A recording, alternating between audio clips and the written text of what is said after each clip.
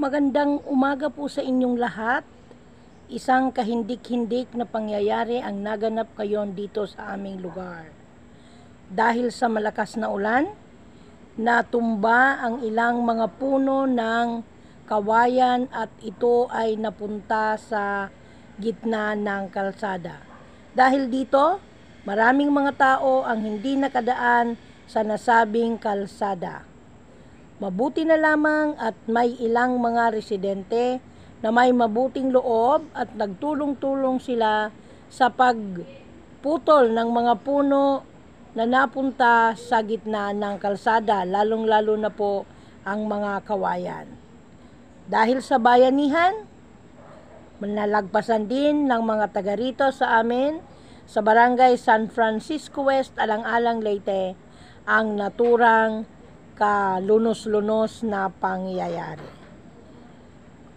Ako po si Presi Barona, saksi ang aking YouTube channel sa ganitong mga pagkakataon.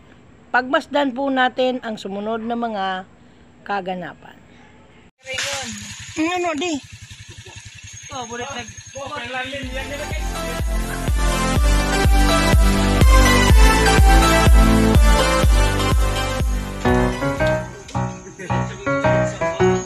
Diba ng tagad lang? Yan lang. Makalagay na. Yaya pion na na. Jerry, tika nga ito po. Manay ka muna.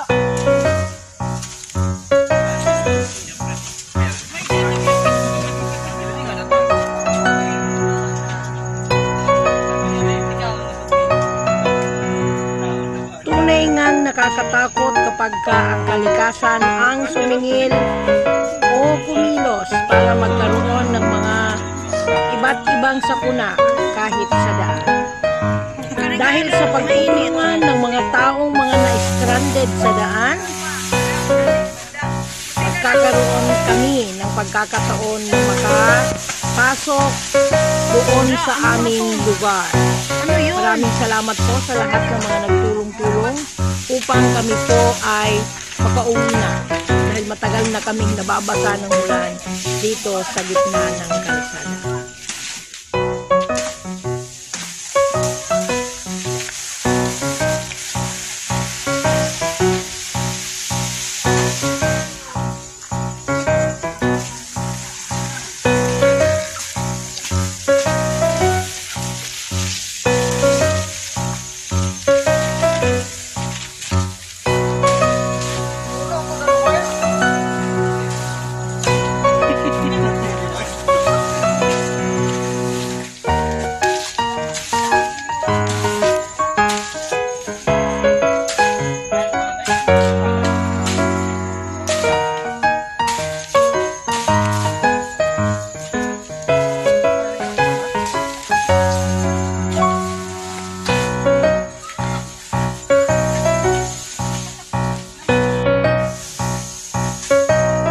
Ayan, nasisilip na namin ang kabilang kalsada na marami din pong stranded doon.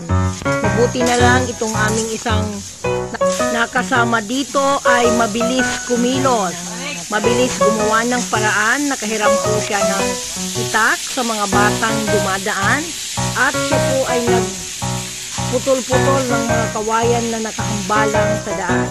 Dahil dyan, konting tiis na lang, makakauwi na rin kami. Ayan, nakikita na po ang nasa kabilang kalsada.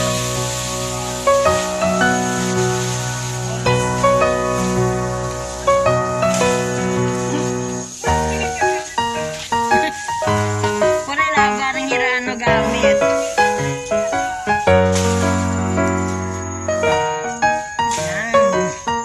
Malapit na kami sa katotohanan. Malapit na kami makadaan.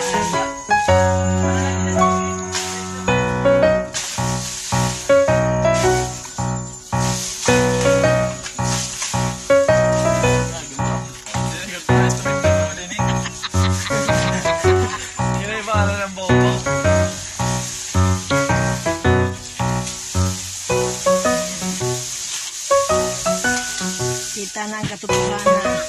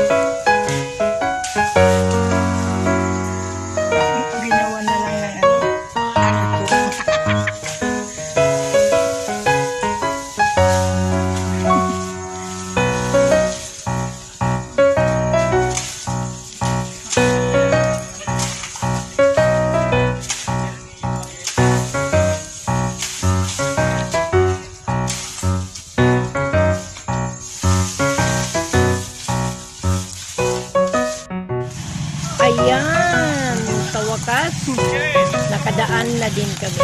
Hanggang dito na lang. Bye!